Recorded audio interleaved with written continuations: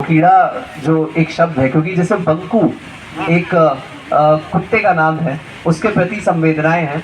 और आज के समय में वैसे भी कुत्ते को कुत्ता नहीं कहना चाहिए, बंकू कहना चाहिए, प्यार से प्यार हो। है ऐसा कि नहीं?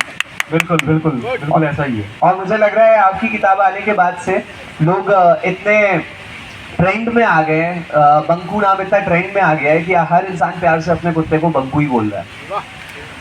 ऐसा है तो बहुत ही अच्छी बात है और ऐसा होना चाहिए। क्या बात है। तो अपनी चर्चा को शुरू करने से पहले मैं एक दरखास्त करना चाहूंगा आप सभी से, जितने भी लोग पीछे खड़े हुए हैं वो अगर आगे की कुर्सियों पर आकर के बैठेंगे तो उन्हें मिलेगा ज्यादा। तो मैं चाहता हूं कि आप लोग ये बीच बीच में कुर्सियां छोड़ करके बैठेंगे तो मंच पे सामने जो भी लोग हैं तो उनको थोड़ा सा ये लगेगा कि शायद आप लोगों को जबरदस्ती बैठा गया है। तो हम ये चाहते हैं कि आप सभी यहाँ पर आइए, क्योंकि जो NBT है, नेशनल बुक ट्रस्ट, इससे मैं पिछले करीब 2-2.5 सालों से जुड़ा हुआ हूँ। और मेरे घर वाले तो ये भी कहते हैं कि शायद ये मेरा एक ऐसा घर है जिन्होंने मुझे अडॉप्ट कर लिया है। तो आज यहाँ पर जो चर्चा है, बहुत सारे ऐसे सत्र हैं जो लगातार होंगे, लेकिन मेरे लिए ये सत्र खास इसलिए है क्योंकि अमित भैया जो है ये अपने ही आदमी हैं और ये जिससे मिलते हैं, जितने प्यार से मिलते हैं और जो जो कहानियां निकाल लाते हैं, ये कला अगर आप इनसे आज इस सत्र में सीख पाए तो आपका सार्थक हो जाएगा इस सत्र में बैठे रहना। सो मैं चाहूंगा एक बार जोरदार तालियां अमित भैया के लिए। सेशन को शुरू करने से पहले अगर पिछली कुछ किताबों की बात करी जाए आपकी, तो माया, मरी नमन मरा और एक पुस्तक वैतरणी के उस पार, जिस पर हमने लास्ट टाइम चर्चा करी थी। बिल्कुल बिल्कुल। और बहुत सारी ऐसी किताबें हैं जो आप लाने वाले हैं। आपके प्रकाशन ने, बोधरस ने बहुत सारे उभरते हुए राइटर्स को मौका दिया। हम भी स्ट्रगल कर रहे हैं कुछ आपके पास से लिखने का, और आप भी हर बार कुछ ना कुछ लिखते हैं। बंकू पर तो चर्चा होगी बेशक, लेकिन बंकू से पहले मैं चाहता हूँ शुरू से अगर शुरू करें। तो लेखन की जब बात होती है ना, कहा जाता है कि जितने भी राइटर होते हैं वो एक्सीडेंटल राइटर होते हैं, वो बस राइटर बन जाते हैं। कोई राइटिंग का कोर्स नहीं होता है कि इसको कोर्स करेंगे या ये दवा खाएंगे या मसूर की दाल की जगह अरहर की दाल खाना शुरू करेंगे तो आप राइटर बन जाएंगे, या इस मंडी में कुछ ऐसी गोलियां मिलती है तो खाएंगे तो राइटर बन जाएंगे। ऐसा कुछ नहीं होता है। राइटर बनने की शुरुआत से बात करें, बिकॉज आप डिफरेंट जॉब रोल में थे एंड सडनली एक पब्लिकेशन हाउस एंड राइटिंग करना, ये कैसे? जैसा कि आपने कहा कि राइटर बनना एक्सीडेंटल होता है। सबसे पहले तो मैं जो श्रोता लोग बैठे हैं यहाँ, दर्शक लोग, उनको मैं धन्यवाद दूँ कि अभी अभी बिल्कुल कुर्सियाँ खाली थी और मैं भी देख रहा हूँ कि आखिरी तक एकदम कुर्सियाँ भरी हुई हैं। तो आप सबका धन्यवाद कि आप लोग अपना समय दे रहे हैं। तो आते हैं आपके प्रश्न पे कि राइटर बनने की शुरुआत कैसे, या एक जगह नौकरी छोड़ करके कैसे। तो जैसा कि आपने कहा ना कि एक्सीडेंटल राइटर होते हैं, हालांकि मैं एक्सीडेंटल राइटर अपने आप को तो नहीं कहूँगा, क्योंकि संभवतः एक्सीडेंटल राइटर बहुत कम होते हैं। राइटिंग कहीं ना आपके हृदय के कोने में बैठी होती है। तो अगर मैं अपनी बात कहूँ तो बहुत बचपन से ही मुझे ये था कि मैं एक दिन लिखूँगा। क्या लिखूँगा, कब लिखूँगा नहीं पता, पर ये था बचपन से ही कि कुछ न कुछ लिखूँगा। और बचपन में ही कुछ कविताएं और ये सब लिखना शुरू हो गया था, लेकिन ऐसी कभी कोई सीरियस राइटिंग नहीं थी। हाँ, बड़े हुए तो फिर कॉलेज में आने पे होता है ना कि फिर अलग माहौल चलता है, तो वहाँ शायरियाँ अपने आप फूटने लगती हैं। तो वही मेरे साथ हुआ कि मतलब कॉलेज में आके कुछ शायरियाँ, कुछ कविताएँ, कुछ अपने लिए, कुछ दोस्तों के लिए, तो वहाँ जर्नी रही। लेकिन फिर उसके बाद बंद हो गया, मतलब 4-5 साल फिर कुछ नहीं लिखा जब जॉब में चले गए, क्योंकि फिर वो माइंडसेट नहीं रहता। लेकिन क्योंकि हृदय के एक कोने में ना वो जो आध्यात्म और साहित्य है वो बैठा हुआ था। और कितना भी मैंने मैनेजमेंट की पढ़ाई और कॉर्पोरेट नौकरी कर रहा था, लेकिन जो अपना पैशन था उधर ही था, तो वो पढ़ना लिखना जारी था। और जब एक स्तर पर वो अवलोकन संभवतः आया, उतरा मुझ में अवलोकन करने की क्षमता, तो फिर कलम अपने आप चलने लगी धीरे धीरे। और पिछले 5-6 सालों से ये समझ में आया कि मुझे अब सीरियस राइटिंग करनी चाहिए। तो फिर जिसमें माया मरी नमन मरा पहली किताब थी, वो निकल के आई, उसके बाद वैतरणी के पार आई। तो ये एक ग्रेजुअल जर्नी रही है। और जहाँ तक आपने कहा ना कि राइटिंग का कोई कोर्स नहीं होता, तो आजकल कोर्स होता ही है। राइटर बनना सिखाते भी हैं, लेकिन मैं सच बताऊं ना तो बनाते नहीं है, हाँ बन नहीं सकता। हाँ ये बात है, राइटर बनाया नहीं जा सकता, राइटिंग करना सिखाया जा सकता है, राइटिंग करना सीखा जा सकता है, और वो एक ग्रेजुअल प्रोसेस है। मैं भी सीख रहा हूँ, मैं अभी ये तीसरी किताब है, लेकिन मैं सही बताऊँ ना, हर किताब में ना मुझे हमेशा डर लगा रहता है कि ये लिखी कैसी है, ये लोगों को कैसी पसंद आएगी। मतलब जब तक मैं 10 लोगों से पढ़वा नहीं देता शुरू में, तब तक मैं, और उसके बाद भी ये सेटिस्फेक्शन नहीं होता कि ये होगी। और अभी भी जो किताब आई है, मुझे ऐसा लगता है कि एक बार कोई भी किताब जब लिख दी गई और वो छप गई, तो ये मान के चलिए कि उसमें और अच्छा होने की संभावना बनी रहती है। क्या बात है। ठीक है, तो ये हमेशा चलता रहेगा, लेकिन सीखना तो हमेशा पड़ेगा ही, कोर्स भी होता है। पर कहीं ना कहीं मुझे लगता है कि अगर अंदर का नोशन ना अगर है राइटिंग के लिए, तो सीखने पर ही वो बाहर आता है। अगर एकदम नहीं है नोशन ना, तो कितना सीख लो, फिर वो मामला बनता नहीं है। डेफिनेटली। इससे पहले कि मैं अगला सवाल आपसे पूछूं, उधर बैठी हुई ऑडियंस से मेरा एक सवाल है, क्योंकि आपके जवाब से ही इनका अगला सवाल बनता है। आप में से कितने लोग ऐसे हैं जिनको लगता है कि जाना कहीं और है और बैठे किसी और ट्रेन में हैं, या कुछ और करना चाहते हैं लेकिन करना कुछ और पड़ रहा है? क्योंकि बहुत सारे मेरे यंग फ्रेंड्स हैं उधर की तरफ, जो लेना शायद कॉमर्स चाहते थे बट प्रेशर में बीटेक कर लिए, या आर्ट्स से पढ़ाई करना चाहते थे बट वो कॉमर्स कर लिया पेयर प्रेशर में, पेरेंट्स प्रेशर में। आप में से कितने लोग ऐसे हैं जो करना कुछ और चाहते थे लेकिन कर कुछ और रहे हैं? Please raise your hand. मैं निकला था ऐसे।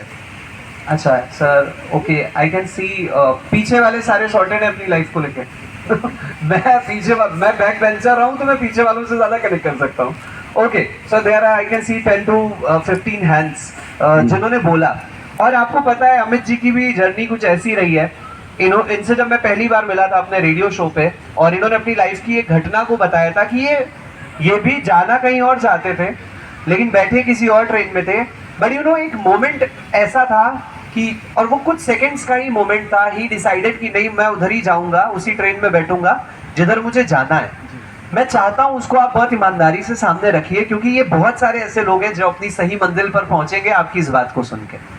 जी बिल्कुल, वो घटना एक्चुअली मैं कई बार बता चुका हूँ कई जगह। जाना एक्चुअली, ये पूरा ना जो पिछले 12-14 साल की जर्नी है, उसमें अब सीधी सी बात है यार, पैसा तो कमाना ही होता है, और पैसा कमाने के लिए नौकरी करना ही होता है। तो और मैं सलाह नहीं दूंगा किसी को कि आप भावावेश में आ करके नौकरी छोड़ दो। मैं कहूँगा कि भावावेश से ज़्यादा कि आप पहले देखो कि क्या किया जा सकता है।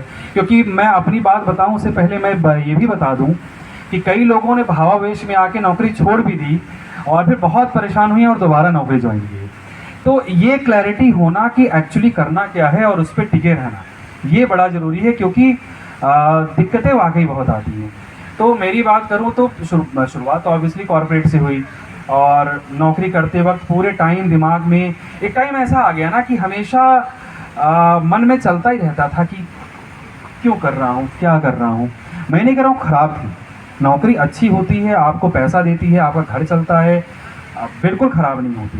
पर अगर एक बार अंदर आ गया कि नहीं कुछ और करना चाहिए या मैं किसी और चीज़ के लिए बना हूँ, तो फिर वो लगातार ना पिंच करती रही 2 साल 3 साल, और फिर वो होता भी है ना कि डर होता है अंदर। मतलब इतनी आसानी से नौकरी छोड़ी नहीं जाती, क्योंकि महीने में तनख्वाह आती है, पूरा घर उस पर डिपेंडेंट होता है। उसके बाद आप जाओगे तो क्या करोगे, कहाँ से पैसा आएगा, तो ये बहुत सारे सवाल होते हैं।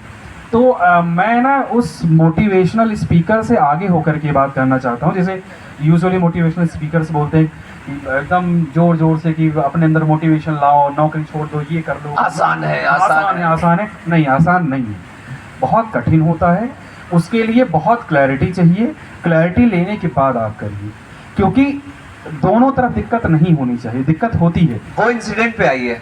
बिल्कुल, अब उस इंसिडेंट पे आता हूँ कि वो इंसिडेंट हो गया कि 3-4 साल तक दिमाग में चलता रहा। तो फिर एक दिन बस ऐसे हुआ कि यार अब नहीं होगा, अब छोड़ते हैं। और दिल्ली में थे मैं और मेरी वाइफ पारुल, तो दोनों लोग दिल्ली में थे। और अब ये हुआ कि एक छोड़ेगा तो दूसरा नौकरी कर रहा है तो वो वहाँ रहेगा, फिर कैसे करेंगे। तो ये हुआ, और बहुत दिन से ना लखनऊ रहने का मन था मेरा, पता नहीं क्यों लखनऊ का बड़ा चार्म था कि मुझे लखनऊ रहना था। हमने कहा यार कौन सा शहर सिलेक्ट किया जाए, तो वो लखनऊ चलते हैं। और फिर ये सोचा कि करेंगे क्या। तो हमने देखा कि लखनऊ की आबादी जो है लगभग 70 से 80 लाख है।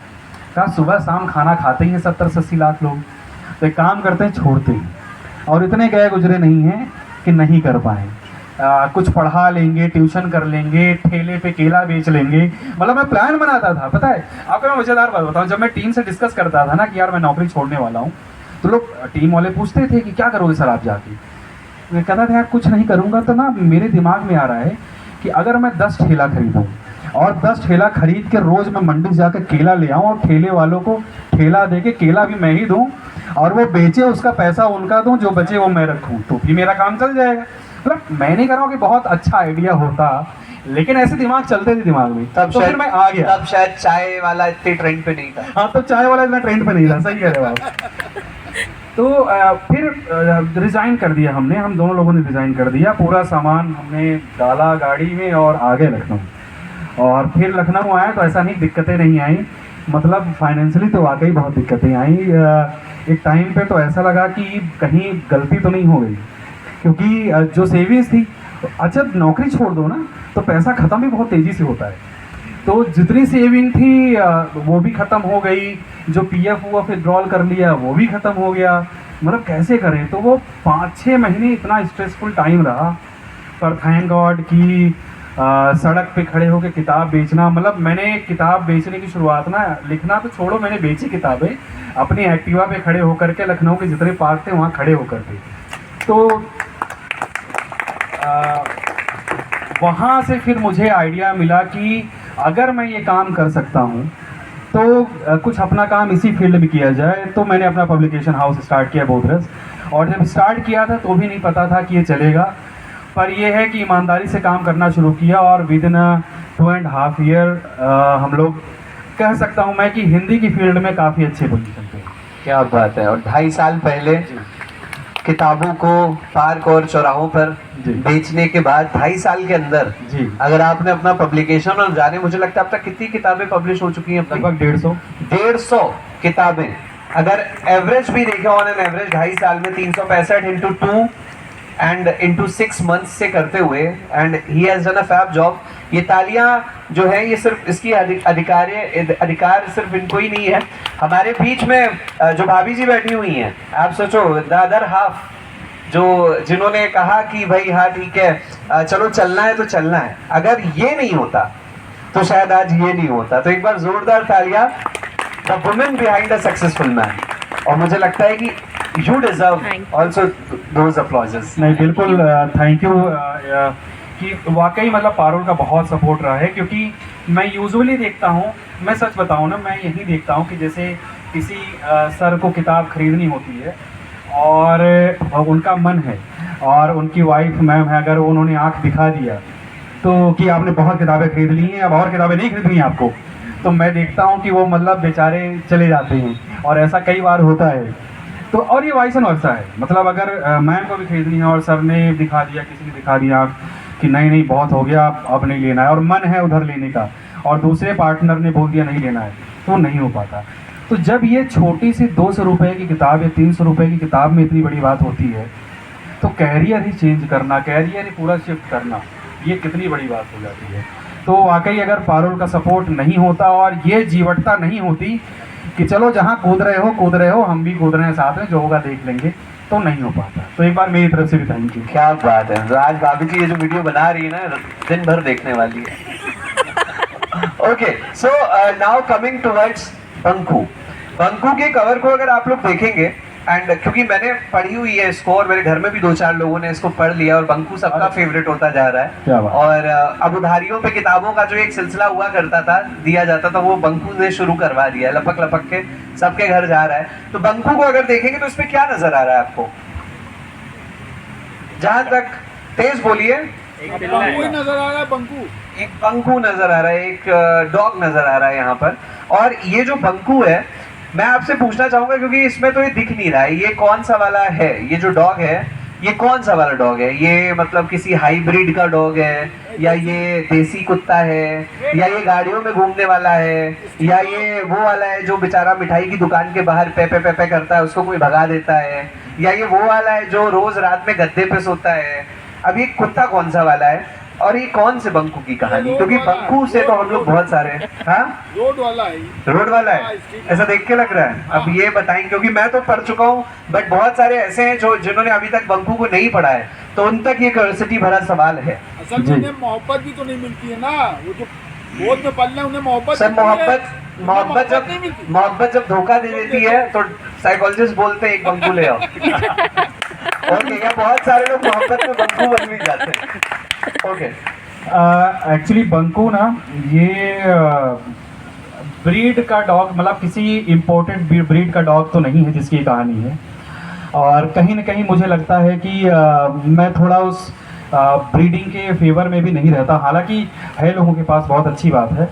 वो अलग कहानी है, वो फिर कभी बात करेंगे कि ब्रीडिंग में क्या क्या दिक्कतें होती हैं। और डॉग जब म्यूटेट हो जाता है तो फिर जैसे हच वाला जो पपी आया तो उसको बहुत सांस की और कार्डियो की बड़ी समस्या होती है, तो वो ब्रीडिंग की अपनी समस्याएं हैं। मुझे लगता है कि थोड़ा इसीलिए सर ना हच बचा ना पप्पी। हाँ तो ये जो बंकू है ना, ये गांव का कुत्ता है, ठीक है। और ये हमें मिला था किसी कंडीशन में, किस कंडीशन में वो आपको किताब पढ़ के पता चलेगा। और वो हमारे घर में आया था और वो पूरे घर का हिस्सा हो गया। किताब क्यों लिखी? क्योंकि इतनी कोई बड़ी बात तो नहीं है भाई, गांव में हजारों कुत्ते होते हैं, यहाँ भी हजारों कुत्ते होते हैं। किताब क्यों लिखी? क्योंकि जब बंकू आया, अच्छा गांव में कुत्ते कैसे पलते हैं, उनको बांध करके नहीं रखा जाता। हालांकि मेरे पास शहर में भी है, हम उसको भी नहीं बांधते, घर में रहता है तो खुला ही रहता है। लेकिन वहाँ पर बिल्कुल बांध के नहीं रखा जाता, घर में खाया पिया, फिर अपना एरिया नापा, दौड़ा घूमा, किसी से मिल के आया, आ गया घर पे। ऐसे ही होता है गाँव में। तो मैंने उस समय मैंने ऑब्जर्व किया कि एक जानवर के साथ एक सभ्य समाज के रूप में हम क्या क्या व्यवहार करते हैं। हाँ, हम अच्छे व्यवहार भी करते हैं, संवेदनात्मक भी, और बहुत असंवेदनापूर्ण व्यवहार भी करते हैं। और ये बात अब सिर्फ कुत्ते तक सीमित नहीं रह जाती, क्योंकि बंकू इस किताब में सिर्फ उसकी कहानी नहीं है। बंकू जो है वो पूरे एनिमल सोसाइटी का रिप्रेजेंटेटिव है इस किताब में।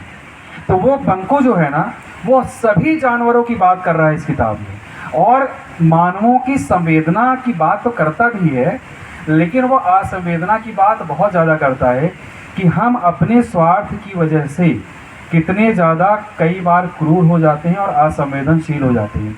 और दो तरीके के मैं पशु प्रेमी बताता हूँ आपको, जो मुझे ये सब ऑब्जर्वेशन हुआ तब मैं समझ पाया। एक पशु प्रेमी वो होते हैं कि जो जैसे कुत्ता आया, उसको आपने रोटी दिया, कहीं इधर उधर बैठा, घर पे चला गया, ठीक है, आपको कोई एतराज़ नहीं है। दूसरे तरह के पशु प्रेमी होते हैं कि जो किसी भी कंडीशन में हो, आपने उसे एक्सेप्ट किया, रोटी दे रहे हैं नहीं दे रहे हैं, वो आया, आपने दिया भी, लेकिन आप याद करिए, थोड़ा गांव का सीन, यहाँ पे ज़्यादातर लोग गांव से होंगे या बिलोंग करते होंगे, याद करिए कि जब गांव में किसी कुत्ते को चोट लग जाती है और वो चोट क्योंकि टेक केयर नहीं की जाती, तो थोड़ी विभत्स रूप में हो जाती है, फिर हमारा व्यवहार क्या होता है? आप सामान्यतया देखोगे कि वो लोग जो उसी कुत्ते को प्रेम से बैठाते थे, हाँ, रोटी देते थे, जो क्रूरतापूर्ण व्यवहार पहले भी करते थे, वो तो अभी मैं साइडलाइन कर रहा हूँ उनको, अभी मैं प्रेमियों की बात कर रहा हूँ। उनमें से कुछ लोग तो तभी भी उसको प्रेम से बैठाते थे, कुछ उसके लिए करते थे, लेकिन बहुत सारे लोग क्या करते थे मैम, बिल्कुल भगा देते हैं कि हटो हटो हटो यहाँ से, हो सकता है वो गंदगी हम तक आ जाए। और जब उसको ज़्यादा ज़रूरत है संवेदना की, तब अगर वो नहीं उठ रहा है तो लात मार देते हैं। तो एक तरफ तो ऑलरेडी वो पीड़ा में है, और कोई भी जानवर, सिर्फ कुत्ता ही नहीं, कोई भी जानवर एक तरफ तो ऑलरेडी वो पीड़ा में है, और उस समय ज़्यादा ज़रूरत है आपके सपोर्ट की। वह पहले तो आप देते थे, रोटी बैठाते थे, बाद में क्यों नहीं, लेकिन उस समय लात मार देते थे। तो ऐसे बहुत सारे लोगों को मैंने देखा कि वो कर रहे हैं, और उसकी वजह से वो बंकू परेशान हो रहा है, और बंकू जैसे बहुत सारे जानवर जो है परेशान हो रहे हैं। तो वो मुझे समझ में आया कि यार, एक जानवर अगर किसी भी रूप में वो सोच पाता होगा या समझ पाता होगा अपने भीतर आपके द्वारा, हमारे द्वारा की गई असंवेदनाओं को, जिस भी भाषा में समझता होगा, तो क्या समझता होगा, क्या सोचता होगा वो? उसका पूरा मानवीय चित्रीकरण है इसमें किताब में। तो आपने मतलब बड़ी प्यारी बात बोली। और हमारे भैया देखिए, दो दो भैया सब खड़े हैं और इनके सामने हम बहुत कॉन्फिडेंस से खेल सकते हैं। हिमांशु भैया भी आगे, जोरदार तालियां इनके लिए। और हम बार बार कहते हैं एक्सक्लूसिव पक्के लखनवी जो है ना, वो किताबों में भैया दिख जाते हैं, रेडियो पे हम बैठ जाते हैं कभी कभार जो थोड़ा बहुत कर पाते हैं। तो अमित भैया देखिए क्या ना, संवेदनाओं की जो बात करी, वाकई में आज के समय में ये हो गया। पहले क्या होता है ना कि अपराध अक्सर देखे तो लोग कहते हैं कि अरे हम आम आदमी है ना, इस वजह से हमारे ऊपर ऐसा हो गया, हमको पकड़ लिया पुलिस ने, हमें ऐसा कह दिया। लेकिन अगर जानवरों के प्रति आप देखो अपराध की जो मानव लोग कर रहे हैं जी, तो भैया यहाँ पे हिट एंड रन का केस भी तब तक नहीं दर्ज होता है जब तक खान ना जुड़ा हो या बड़े फेमस आदमी ना हो। आप बिल्कुल। अगर आप देखोगे लखनऊ, क्योंकि मैं सुबह सुबह अपने शो पर जाता हूँ और मैं देखता हूँ कि कितनी रात में ट्रकें गुजर रही होती हैं जी। और रास्ते में जानवरों की डेड बॉडीज पड़ी होती है। और अभी विंटर्स आ रही है जी, तो विंटर्स में तो और भी ज्यादा लगातार आप देखेंगे घायल गाय पड़ी हुई है, जी। किसी ने रात में टक्कर मार दी, कुत्ता जी। पड़ा हुआ है, कहीं बिल्ली मरी पड़ी है, कहीं जी। कुछ भी है। तो जी। ये कहीं ना कहीं जो है संवेदनाएं जो है ये मरती चली जा रही हैं। या आपको ऐसा लगता है कि भारत जो देश जहाँ पर हम लोग कुछ ज्यादा इन प्रति, अब जैसे हमारे यहाँ कुत्ते को भैरव जी का वाहन कहते हैं, गाय को माता मानते हैं, नदियां जो है वो देवी के स्वरूप में मानी जाती हैं, लेकिन वो देश जहाँ पर नदियों को देवी नहीं मानते, जहाँ पर जानवरों को कोई ईश्वर से कनेक्ट नहीं कराते, वहां पर वो प्रॉपर तरीके से रह रहे हैं, जी रहे हैं, है ना, अच्छी चीजें करी। बट हमारे यहाँ जहाँ पे हमारे तो शास्त्रों से भी कनेक्टेड है, तब भी हम नहीं कर पा रहे हैं। तो आपको क्या लगता है कि इसके पीछे का मेन रीजन क्या हो सकता है? जानते हैं असंवेदना की शुरुआत कहाँ से होती है? जी, उसकी शुरुआत होती है इग्नोरेंस से, नज़रअंदाजी से। असंवेदना की जो सही परिभाषा है ना, वो है ही नज़रअंदाजी। तो हम देखते हैं, मैं अपने आप को भी इंक्लूड करता हूँ, मैं कोई बहुत महान व्यक्ति नहीं हूँ, मैं अपने आप को भी इंक्लूड करता हूँ क्योंकि मैं भी उसमें कई बार असंवेदनशील हो जाता हूँ और मैं देखता हूँ, ऑब्जर्व करता हूँ कि मैं कहाँ कहाँ हुआ। हाँ, इतना जागरूक है कि मैं उसको वापस लौट करके समझता हूँ कि ये कहाँ मुझसे गलती हुई। तो नज़रअंदाजी क्या होती है कि हम ना इग्नोर करना बड़ा सीख गए हैं कि मतलब छोड़ो यार, हो जाए, देख लेंगे। कोई मर रहा है तो हमारा अगर एकदम पर्सनली नहीं जुड़ा हुआ है तो छोड़ो यार। और फिर जब वो बात इंसानों में ही है यार, तो जानवर तक कहाँ पहुँचे। हाँ, बगल में ही मैं देखता हूँ कि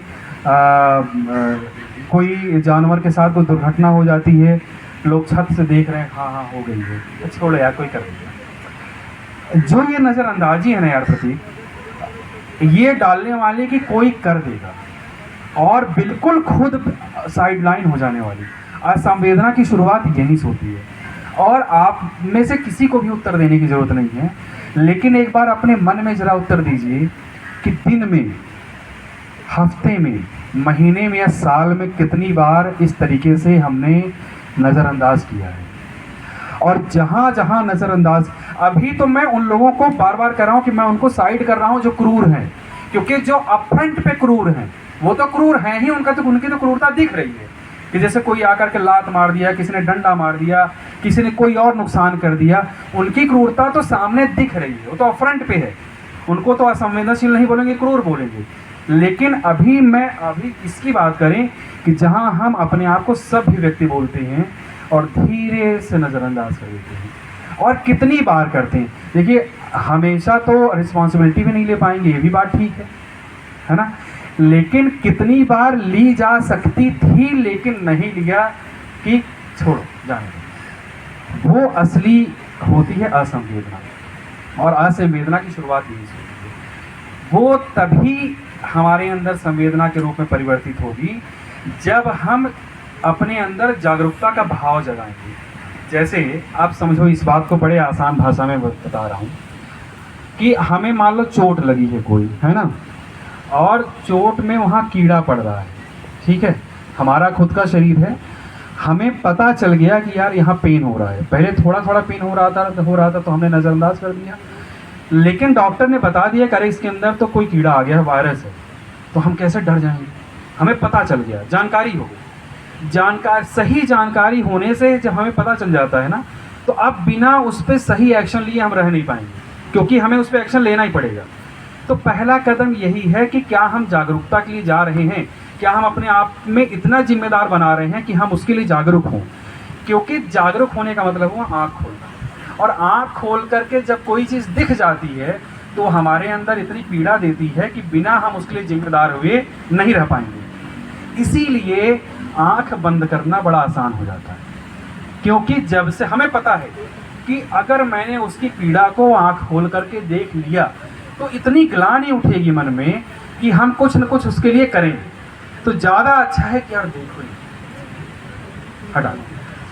तो ये 90% क्रूरता में 90% असंवेदना होती है, 10% अपफ्रंट पे क्रूर लोग होते हैं, 90% वो हैं जो हम सब होते हैं। तो हम ये इवेलुएट करने की ज़रूरत है कि कितनी बार हमने ऐसा किया है, कितनी बार हमने जिम्मेदारी ली है, कितनी बार नहीं ली है। 100% नहीं ले पाएंगे इंसान के रूप में, ठीक है, 100 में से कितने प्रतिशत ले पाएंगे। बिल्कुल सही बात है। और क्योंकि खुल करके बजाइए, अगर बजाने का मन हो ताली आपका, है ना, कि क्या कैसे तालियां खर्च नहीं होती, इसका कोई रिचार्ज नहीं होता है, बल्कि ये सबको रिचार्ज कर देती है। ओके, सो देखिए क्या है ना कि आमतौर पर देखा जाए तो ये इल्ज़ाम भी लग सकता है, और क्योंकि हम मीडिया को रिप्रेजेंट करते हैं, हाँ। तो और मिर्ची का भी एक मिर्ची भरा सवाल है मेरे पास में। आमतौर पर ऐसा देखा जाता है कि जब जानवरों से कनेक्ट कर दो किसी भी कंटेंट को, हाँ। चाहे वो गाना हो, कबूतर जा जा हिट हो गया, भाग्यश्री हिट हो गई, या तेरी मेहरबानियां में फिल्म में कुत्ते को डाल दिया हिट हो गया, हाँ। राजश्री प्रोडक्शन में उन्होंने कुत्ते से सलमान खान माधुरी की शादी प्रेम कहानी पूरी कर दी, जी। ठीक है। अभी थोड़े दिनों पहले एक फिल्म आई थी चार्ली, डॉग पे थी वो, हाँ, चार्ली पे है ना, मुझे बहुत अच्छी लगी। मुझे Then भी उसके अच्छी बाद में अभी somebody has tried an experiment, किसी ने बंकू लिखा है, उसमें डॉग की कहानी है। जी। तो क्या ऐसा, ये इसके पीछे क्या ऐसा भी है कि भाई चलो देखिए, मैं बहुत ईमानदारी से सवाल यहाँ पे बिल्कुल, पूछूंगा, क्या मैं इसके चाहता पीछे हूँ।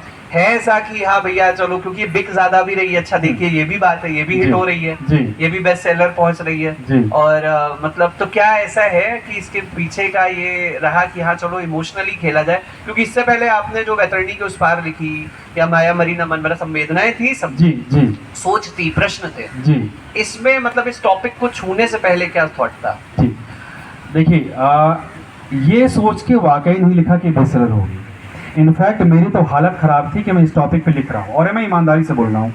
क्यों ईमानदारी से बोल रहा हूँ वो बताऊँगा भी मैं, वो ईमानदारी में प्रूव भी कर सकता हूँ, या कोई है जो कर सकता है प्रूव। जब मैंने शुरू किया था किताब, क्योंकि बंको मेरा ही कुत्ता था, है ना, गाँव का, उसकी पूरी कहानी, पूरे जीवन जितना उसका रहा ना, मैंने वो पूरा देखा।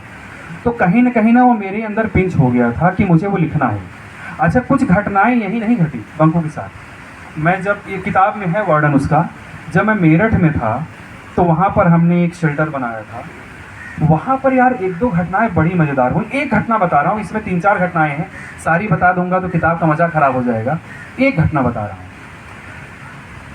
हमारे ऑफिस के सामने ना 4-5 कुत्ते थे, तो वहाँ पर एक कुतिया थी जिसने बच्चे दिए थे, 3-4 बच्चे थे, और कॉलोनी के लोग, बड़ी पॉश कॉलोनी थी ना, अमीरों की कॉलोनी, तो उसमें वहीं पर ना आके कचरा फेंक जाते थे, जबकि पॉश कॉलोनी में यूजुअली नगर निगम वाले जिम्मेदार होते हैं, कचरा ले जाते थे और ले जाते थे।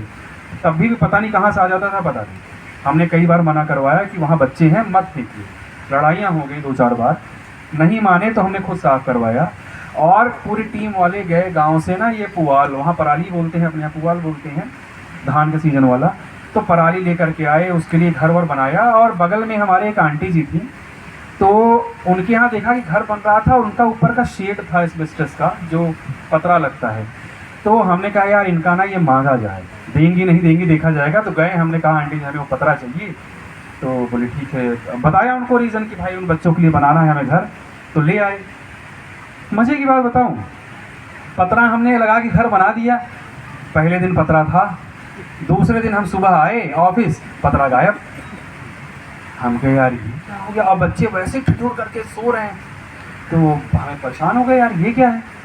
अच्छा ठीक है, वो इंसिडेंट हुआ, पूछा अगल बगल, पता चला कि भैया जो कूड़े वाले आते हैं पतरा अपना समझ कर ले गए अपना घर बनाने के लिए। हम कहा ठीक चलो।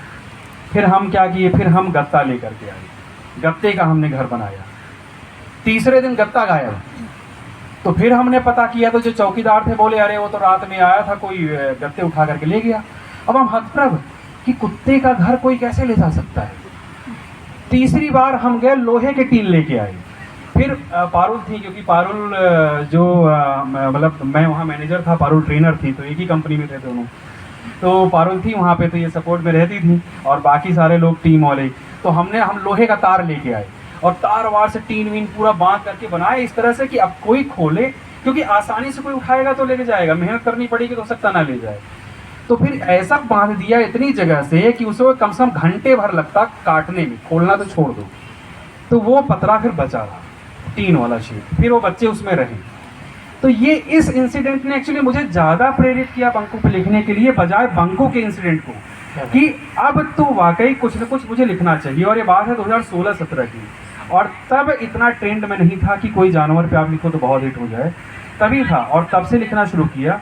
और जब मैं लिख रहा था ना शुरुआत में, तो मैंने बहुत ख़राब लिखा था, मैं सीरियसली बताऊं। और मैंने आशुतोष जी सामने बैठे हैं, आप भी बहुत अच्छे उपन्यासकार हैं, मैंने इनको बताया यार भैया लिख तो लिया है 1 लाख वर्ड, कई किताबों को मिला के 1 लाख वर्ड, इसका 30-35 हज़ार वर्ड, लेकिन मज़ा नहीं आ रहा है। तो इनको पढ़ के सुनाया 2 चैप्टर, इनको बोला मज़ा तो आ रहा है, पर मुझे नहीं आ रहा था, मैंने डिलीट कर दिया। मतलब आधे से ज़्यादा कहानी लिख के मैंने पूरा डिलीट कर दिया। अब ये मेरे पीछे पड़े रहे, घरे नहीं वो टॉपिक अच्छा है, लिखो लिखो लिखो। और सही बताऊँ इन्होंने लिखवाई, कितना पीछे पड़ के। मैंने कहा यार उपन्यास हो सकता है मैं ना लिख पाऊँ, मैं नॉन फिक्शन वाला आदमी हूँ, मैं नॉन फिक्शन लिख सकता हूँ, तो मैं थोड़ा रिसर्च वर्क लिखता हूँ। अब ये पीछे पड़े रहे, नहीं उपन्यास लिखो ज़्यादा बढ़ी जाएगी। तो मैंने कहा ठीक है फिर कोशिश करते हैं। तो दोबारा कोशिश करी, दोबारा ज़्यादा दिल से लिखी, और मुझे लगता है कि दोबारा बात बन गई। क्या बात है, क्या बात है, और बन भी गई। और अब तक लगभग कितनी कॉपीज इसकी सेल आउट हो चुकी है? अभी 40वां दिन है, अपने मुंह मियाँ मिट्ठू तो नहीं बनना चाहिए। नहीं, सोशल मीडिया पे ट्रेंडिंग ना, इसलिए 40वां दिन है और लगभग 2000 पहुँचने वाले हैं। 2000 पहुंचने वाली है, तो ये बिल्कुल एक्चुअली सही बताऊँ ना, मुझे बिल्कुल आइडिया नहीं था ये किताब बिकेगी, ये बिल्कुल मन में नहीं था। आई और ये लॉन्च होने के पहले जब कवर लॉन्च किया था ना, तब मुझे हिंट लग गया था कि बिकेगी, क्योंकि कवर ही इसका ट्रेंडिंग हो गया था। और फिर मुझे समझ में आ गया था कि नहीं ये बिकेगी। फिर प्री बुकिंग में ही 400-500 कॉपी चली गई, और जब लॉन्च हुई तो लखनऊ बुक फेयर से लेके अब तक, मैं नंबर्स उस तरह से बता रहा हूँ कि बल्क कॉपीज में कम से कम 35 से 40 लोग होंगे जिन्होंने मतलब बल्क में खरीद करके गिफ्ट किए लोगों को। 50 कॉपी मैक्सिमम, एक पर्सन ने 50 ली है, 2-3 लोगों ने, बाकी 10 copy, 15 copy, 20 copy, 25 copy, 5 copy, जिससे जितना हो पाया ऐसे। और दिवाली गिफ्ट में खूब लोगों ने इसको बांटा। और आपके साथ स्टोरी देखने के बाद तो लोग मुझसे कह रहे हैं कि जा करके ले आओ, और कमाल की बात तो है मैं ले करके भी आ रहा हूँ, वो लोग मुझे पैसे भी नहीं दे रहे इनको मिल रहे हैं सारे। ओके, सो इससे पहले कि मैं अपने सवाल पे आऊँ, अगर आप में से किसी का कोई सवाल है जो आप पूछना चाहते हैं, क्योंकि ये ना सिर्फ एक राइटर है बल्कि एक ऐसे इंसान है जो एक पब्लिशर है, उभरते हुए बहुत सारे राइटर्स, जैसा कि बताया सामने भैया बैठे हुए हैं, इनकी किताब को भी उन्होंने पब्लिश किया, ऐसे बहुत सारे। तो आपके मन में भी अगर कोई प्रश्न है इस किताब से रिलेटेड, या कैसे पब्लिश करी जाती हैं किताबें, या किस तरीके से राइटर बन सकते हैं, या जो भी आपके मन में सवाल है, तो आप वो सवाल पूछ सकते हैं। Anybody has a question? Okay, एक हाथ उठाए जी। अपना नाम बताइए प्लीज।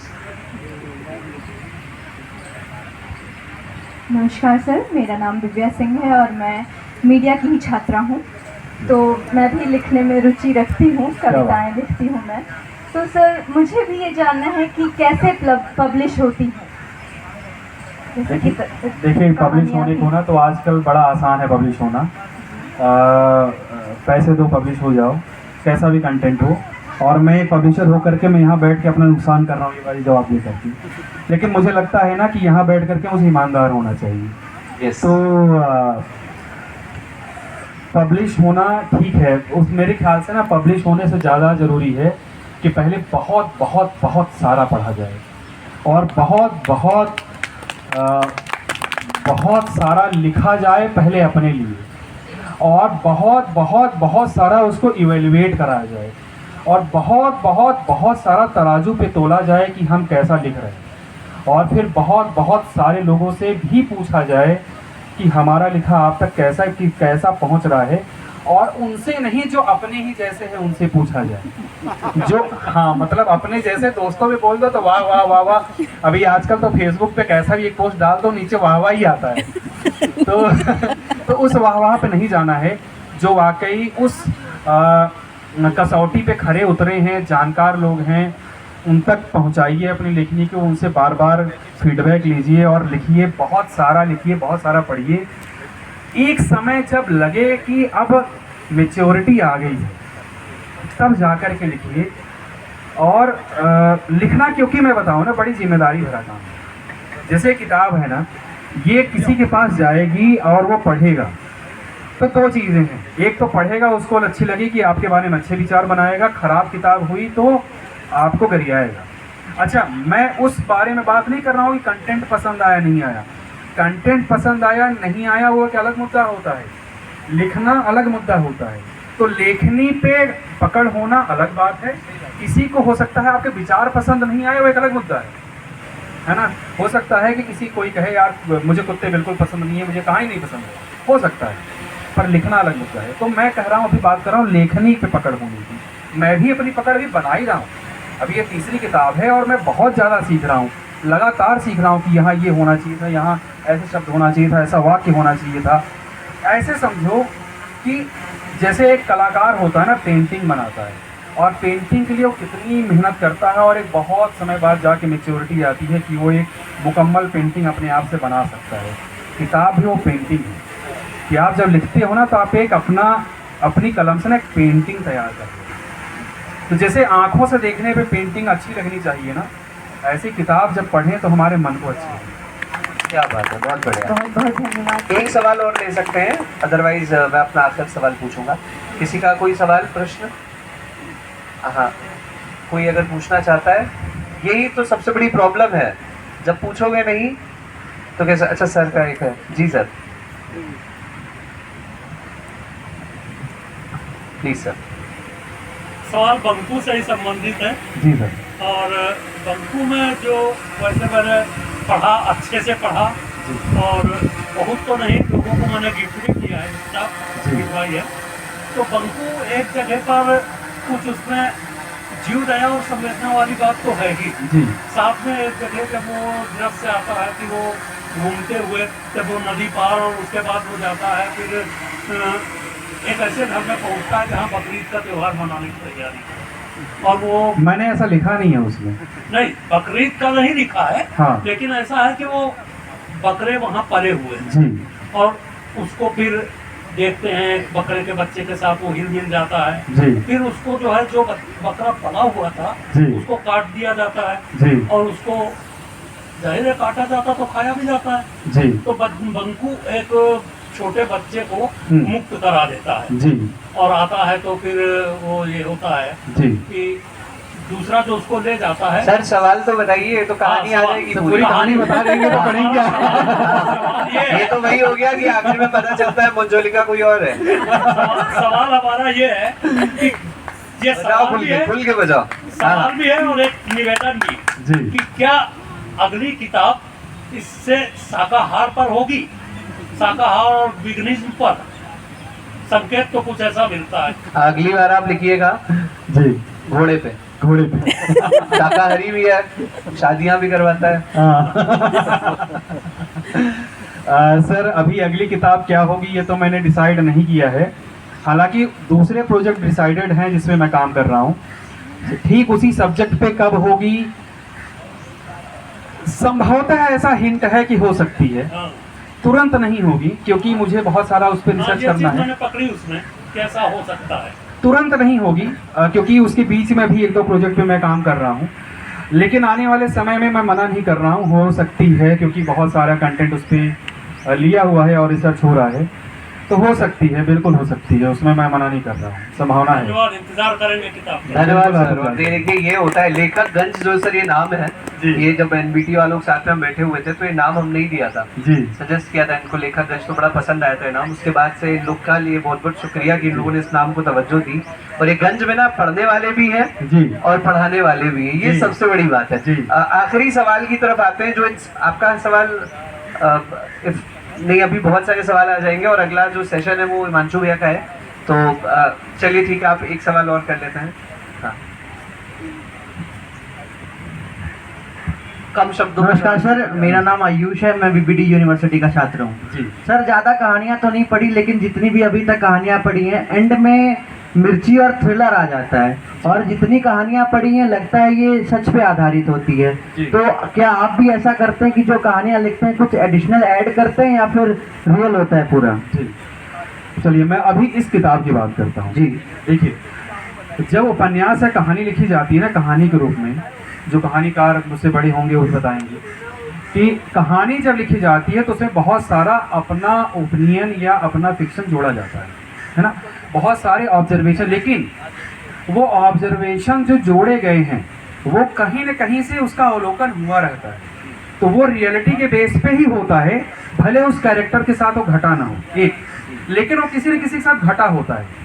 जैसे बंकू के साथ 2-3 इंसिडेंट ऐसे हैं जो कहीं और घटे हुए हैं, लेकिन वो ज़रूरी हैं और वहाँ उसके द्वारा दिखाए गए हैं क्योंकि वो ज़रूरी है, ठीक है।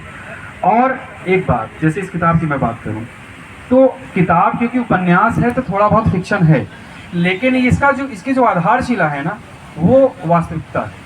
तो कहानी कहीं से भी घूमती है, वो घूम के वास्तविक बेस पे आती ही आती है। Thank you sir. Thank you. Okay, किसी ने हाथ अपने हाथ उठाया था, ठीक है, इसके बाद में वी विल रैप अप। या प्लीज।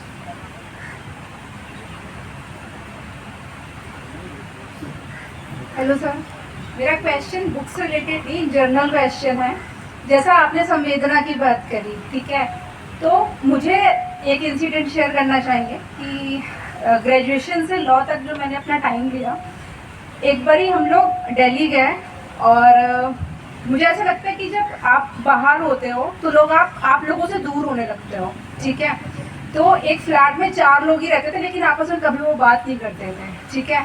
तो वहाँ एक दिन मैंने ना चाय बनाई और लोग वहाँ पर आए, उन्होंने बोला यार चाय बड़ी अच्छी है, और सबने बैठ करके उस दिन पी।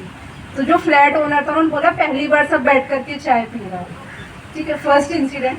दूसरा एक्चुअली बस मैं यहाँ पे ये बोलना चाहूंगा कि थोड़ा सा क्योंकि हमारे पास में वक्त की कमी है, टाइम तो अगर आप सवाल पे आए हाँ। और संवाद के लिए, क्योंकि अमित भैया का यहाँ पे स्टॉल भी है और अमित भैया भी यहाँ रहने वाले हैं, तो जितने भी लोग यहाँ पर हैं जिनके सवाल में माफी चाहूंगा इसके लिए कि आप सभी लोग अपने सवाल इनसे पूछिएगा जरूर, क्योंकि बहुत सारे सवालों का जवाब रखते हैं। जी प्लीज सवाल पे आ जाइए। जी। तो हमारे पास भी डॉग था, बेसिकली हम लोग को डॉग नहीं पसंद थे, बट मेरा भाई लेकर के आया, तो उसका एक्सीडेंट हो गया, तो उसको ना चोट लग गई। तो जो भी हमारे घर पे आए तो वो जैसे बच्चे पास में खेलने लगे, तो उनके पेरेंट्स बोले कि नहीं दूर हटो, वो डॉग है, वो काट लेगा, उसको चोट लग गया।